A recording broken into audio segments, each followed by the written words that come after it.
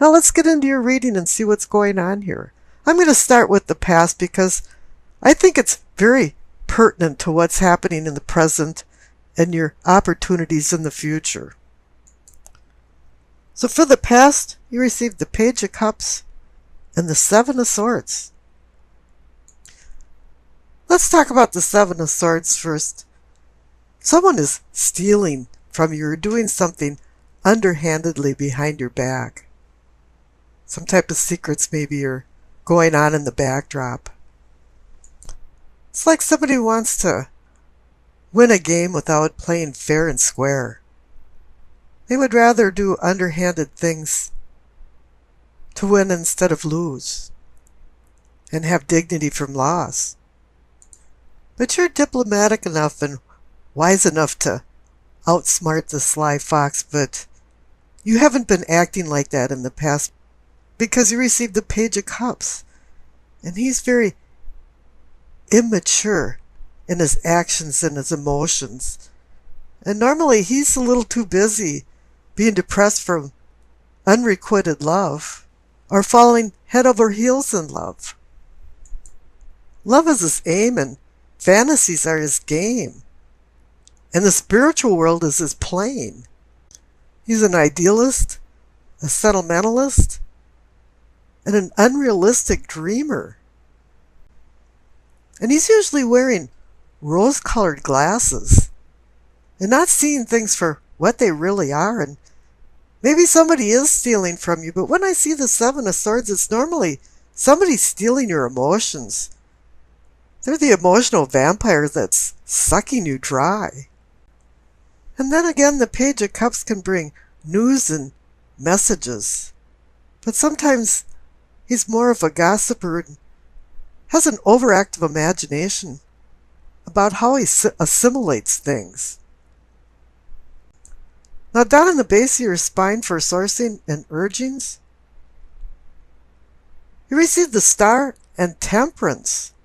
Two major arcana cards. The Star is about hope and healing. Whatever happened with the Seven of Swords, and you overlooking things because you're a little too busy with your emotions with the Page of Cups, has made you now want to go into a healing mode. I think the Temperance has woke you up a little bit, and now you're looking at reality. And you're starting to moderate, where the Page of Cups was going off the chart. And the Star is more of the grounding force here. It's having you find your position in your little microcosm and on the earth.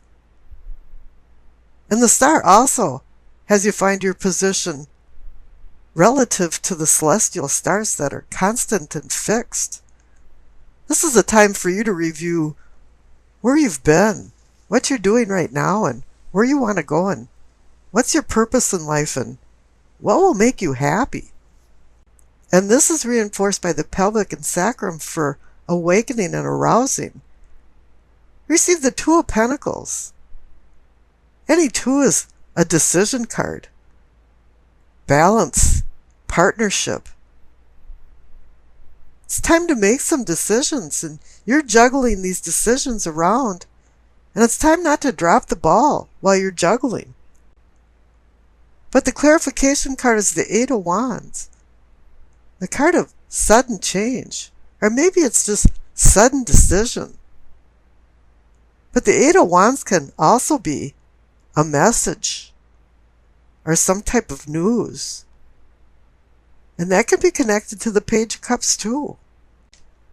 So it seems like you've been juggling some ideas around and you haven't been quite sure of what to do, but maybe the universe is making the decision for you, and very quickly.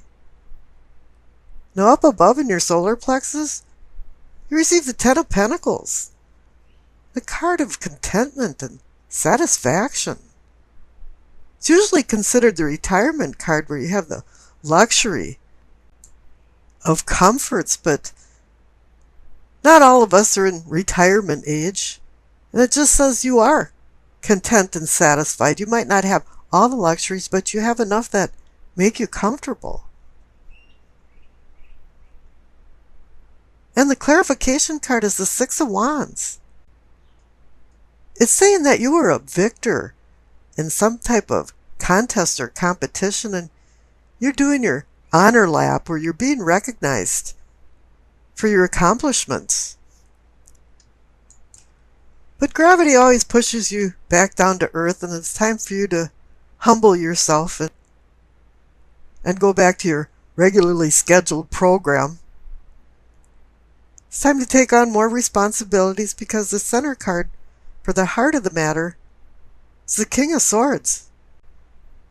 He makes rules and regulations, verbal and written, for civility. He makes structure and organization. All of a sudden, you're taking control of your life. You had to make some decisions, and I think now the King of Swords is making these decisions for you. He's standing behind and watching your back. Now the clarification card is the Six of Swords. And it's a moving on card. It's going from tumultuous waters to more tranquil waters. And this has the same theme as down there in the throat for communicating and teachings. Receive the Chariot. He's about moving forward. The whole card is about motion. And it's also about self-control. The Chariot card has the military guise to it to remind you that it's about discipline and regulating your willpower. He wants you to be victorious by overcoming your oppositions. It really is about opposing forces. The Hanson Roberts card really hit it on the nail when they put the yin and yang symbol on the front of his chariot. So it wants to remind you to have self-control versus lack of control. Don't get drawn into the Dr. Jekyll and Mr. Hyde syndrome, because all it's going to do is hinder your progress. But I don't know if that's the problem here, because the clarification card is the Nine of Cups, the wish card. And it's been coming up so often, and it's made me want to say, curiosity killed the cat, and everybody forgets the second line, and satisfaction brought him back. And the Nine of Cups is about satisfaction, contentment, happiness. And this contentment is reinforced by the card up in the third eye for seeing and envisioning as the Empress. She's the Mother Earth, the Alamata, the nourishing mother of all, and symbolizes fertility and creation, love. She's telling you to cultivate your conscious ideas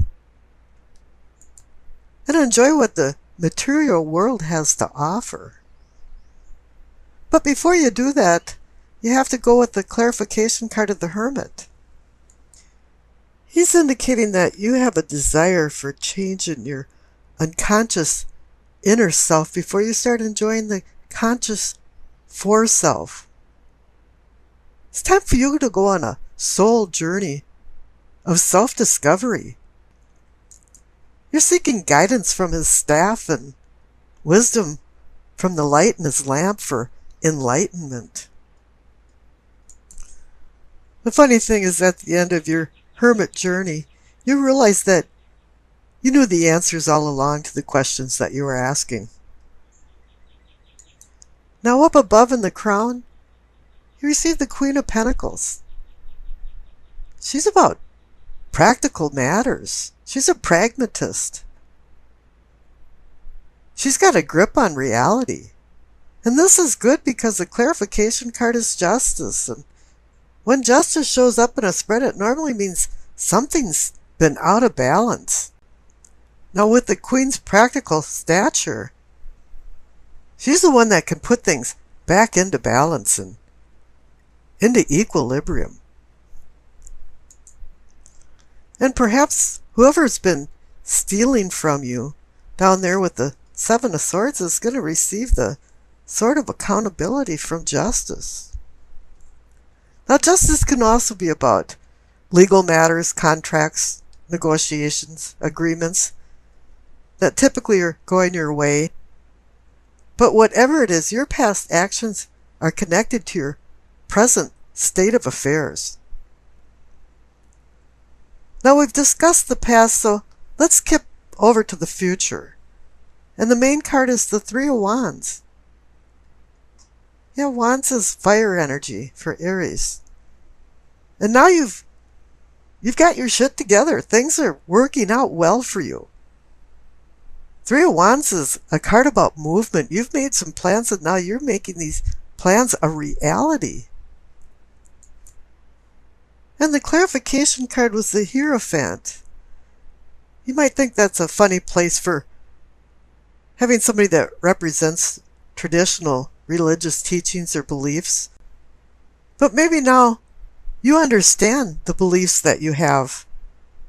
And you're fueled on some types of truths. You're no longer back at the Seven of Swords and somebody stealing from you and the Page of Cups where your head's in the clouds and you're in fantasy land. All of a sudden, you've accepted what the truth is. So you can go forward with the Three of Wands with the plans that you've made. Let's go back to the Seven of Cups. That's really splayed energy. It's about a difficult decision or decisions. But it's in an atmosphere of chaos and illusion and fantasy. Wishing is one thing and making it come true is another. Each cup holds pleasures and treasures, or disenchantments and disappointments. The enticement of so many choices has your head spinning. And there's also a temptation involved in this cup about sexual and emotional folly, which is extremely strong and drawing you towards it. And you have to get out of your kind of day trip or fantasy land and start separating real from imagined. And so then it comes down to which cup will you choose and which cup will you lose. And the Two of Swords, as I mentioned, also is a decision card, but it's indecision in the face of opposing forces. And right now you're at a crossroads of a very difficult decision. You know, all two cards are about planning and decisions, balance and partnership. And in this instance, confusion has set in and you don't know which way to turn. There's challenges and obstacles laying ahead and it's discouraging, even for those with a strong disposition. It's time for you to do some soul searching to find a resolution to your particular dilemma. And you know, you have to understand too that not making a decision is a decision in itself, and at times the cosmos will take a handle on things and make one for you. And this might not be to your liking. Now the Emperor is about overseeing organization, structure, and responsibility with rules and regulations to manage his empire. But in this instance, the Emperor personifies you because Aries rules the Emperor card. You'll see rams on the armrests of his throne. The Emperor symbolizes power, leadership, authority, and vigilant governance. Decisions are made in his chamber with logic and reason. He leaves the emotional decisions to his soulmate, the Empress. He's like a CEO of a company, all the way down to the patriarch of a family. And he's here to assist you in running the microcosm of your personal empire. And he's here to assist you also into making good decisions, logic and reason-based decisions. Okay, and then the 3 dice down on the bottom, you receive Gemini, Saturn, and the 8th house. Connecting the dice right away to the cards says to me that all roads lead to Rome, or more precisely to the Emperor. He's the key to this reading. You know, the 8th house brings in the idea that death and taxes are the only thing you can depend on in life. However, with the 8th house involved in it, you got your hands in the cookie jar of joint finances and other people's money. Initiatives and discipline hit the forefront. The combination of the cards above and the dice indicate that you will find new and exciting ways of conducting old mundane business into prospering new business affairs. That is if you're not turned off by listening to other people's opinions and indulging in self-justification to sway personal interests into your favor. Then all bets are off. Diplomacy can be really sweet and also your ticket to success. Although solutions to pending problems must be based on the value of your product or the usefulness of your service. Intellect will be strong with heavy emphasis on details of legal contracts and agreements as well as the sciences for some reason.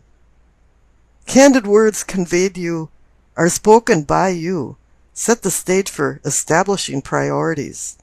Disturbing dreams bring spiritual insight from astral projection encounters.